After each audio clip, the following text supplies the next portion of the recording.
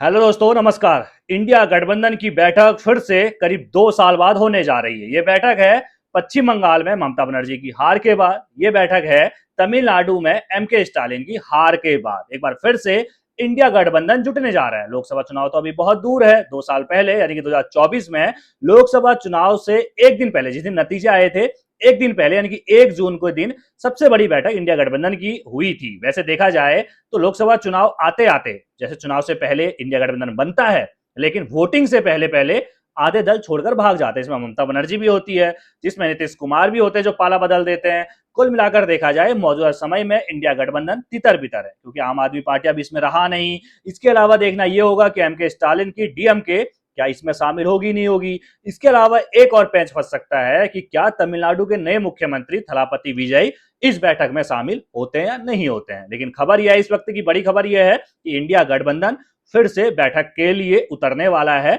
6 से 8 जून के बीच ये बैठक होने वाली है। वैसे देखा जाए तो बैठकें चलती रही हैं, लेकिन आधिकारिक तौर पर एक बड़ी बैठक जिसमें सभी इंडिया गठबंधन के सभी दलों को बुलाया जा रहा है, ये बैठक करीब 2 साल बाद की जा रही है। इससे पहले अगर आप देखते हैं, लोकसभा चुनाव के नतीजे आने से एक दिन पहले आधिकारिक तौर पर बड़ी बैठक बुलाई गई थी। वैसे आपने देखा पिछले साल यानी कि 2025 में जब बिहार में एसआईआर कराया जा रहा था, उस वक्त पर भी इंडिया गठबंधन की बैठक बुलाई गई थी, लेकिन उस वक्त पर ना ममता बनर्जी यहां बैठक में पहुंची थी और कई बड़े नेता इस बैठक में शामिल नहीं हुए थे। लेकिन अब जो है फिर से यहाँ पर इंडिया गठबंधन की सूरत जो है वो बदल चुकी है, क्योंकि ममता बनर्जी तो इस बैठक में अब शामिल होंगी। ममता बनर्जी जो है पश्चिम बंगाल हारने के बाद खुले तौर पर कह चुकी हैं कि अब जो है ना वो ईंट से ईंट बजाई जाएगी, यानी कि अब मैं इंडिया गठबंधन को मजबूत करूंगी, फिर से खड़ी होंगी और अब मैं केंद्र में मोदी सरकार को ललकारूंगी। यानी कि इंडिया गठबंधन खड़ा करने के पीछे ममता बनर्जी का बड़ा रोल, बड़ा अहम योगदान जो है वो बताया जा रहा है। वैसे देखा जाए इंडिया गठबंधन जब बना था, उस वक्त पर इस गठबंधन को जो नाम दिया था इंडिया, वो नाम जो है वो ममता बनर्जी ने ही दिया था।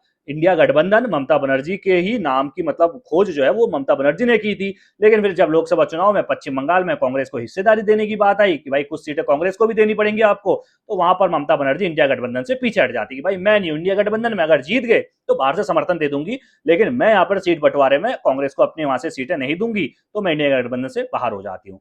नीतीश कुमार की बात करें तो नीतीश कुमार भी भाई इंडिया गठबंधन के जन्मदाता हैं। जब पहली बैठक हुई उस समय से लगातार जुटे हुए थे ममता बनर्जी के साथ।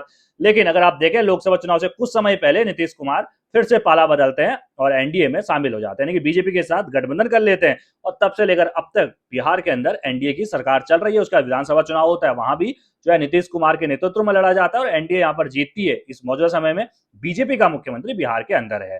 तो फिर कौन कौन शामिल होगा जो 6 से 8 तारीख तक ये बैठक चलने वाली है?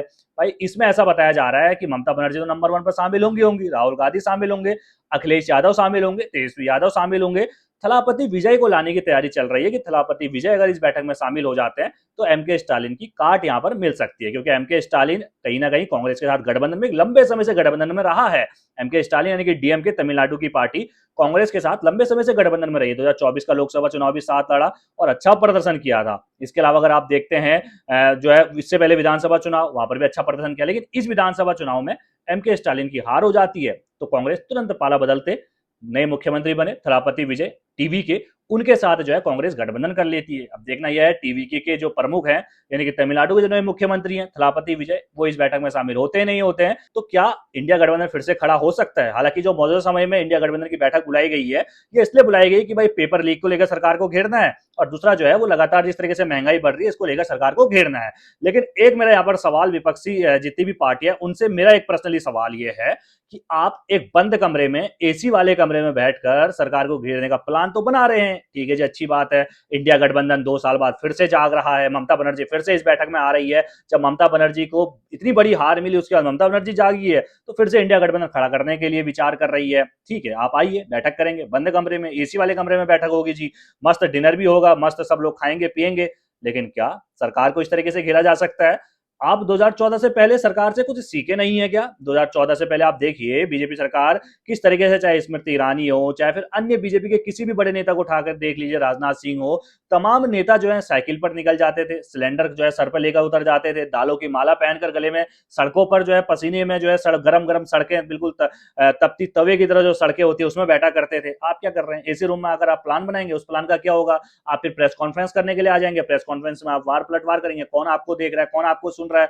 भाई साहब, संघर्ष क्या है, बीजेपी से सीखिए। 2014 से पहले जिस तरह से बीजेपी ने संघर्ष किया और अभी मौजूदा समय में सरकार चला रहे हैं। तो मैं विपक्ष को ये नसीहत दूंगा, अगर आपको भाई सत्ता में आना है तो सिर्फ बैठकों से काम नहीं चलेगा। अच्छी बात है, इंडिया गठबंधन तितर बितर हुआ पड़ा है, आम आदमी पार्टी भी इसमें शामिल थी। मौजूदा समय में आम आदमी पार्टी अब इंडिया गठबंधन से बाहर हो चुकी है, डीएमके इससे बाहर हो चुकी है। जो जो आपके साथ है, एक मजबूती के साथ एक एजेंडा सेट करिए। आप प्रदर्शन करने के लिए खुद सड़कों पर उतरिए, अपने कार्यकर्ताओं को मत उतारिए। कार्यकर्ताओं को तो पुलिस हिरासत में लेके चली जाती है, इतना मीडिया कवरेज भी नहीं मिलता। आपको पुलिस हिरासत में भी लेके जाएगी तो आपको मीडिया कवरेज मिलेगा। आपको लोग देखेंगे कि भाई विपक्ष का नेता हमारे लिए मांग उठा रहा है। आम आदमी को क्या चाहिए? आम आदमी को सस्ता सिलेंडर चाहिए, आम आदमी को क्या चाहिए? पेट्रोल डीजल सस्ता चाहिए, अपने घर का बजट बचे, ये चाहिए। तो उसके लिए आम आदमी के लिए आप सड़कों पर उतरिए। निश्चित तौर पर आप एक मजबूत विपक्ष बन सकते हैं, हो सकता है आप सरकार में भी आ सकते हैं। इस बैठक पर आपकी क्या राय है? अपनी राय कमेंट में रखना ना भूलिएगा। सभी खबरों को पहले पाने के लिए बेल आइकन दबाना बिल्कुल ना भूलिएगा। नमस्कार।